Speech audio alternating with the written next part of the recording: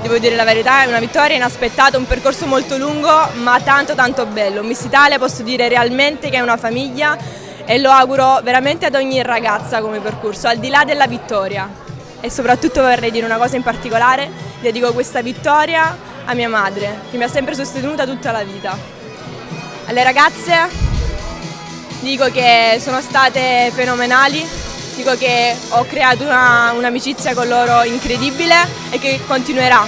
E ecco perché Miss Italia mi ha regalato tanto, mi ha regalato questo legame qui.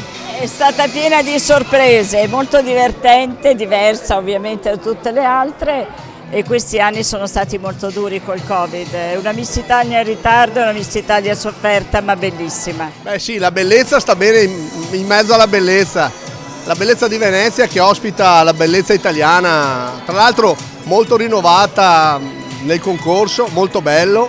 La prima che abbiamo fatto sui social, digital, vedremo prossimamente i risultati, ma le immagini sono strepitose, la serata era molto bella, poi la prossima volta ci saranno ulteriori modifiche, però Venezia continuerà a ospitare. Venezia è il luogo della bellezza del mondo e quale miglior modo per lanciare delle bellezze italiane, le donne, che hanno dimostrato ancora una volta di essere veramente il futuro del mondo.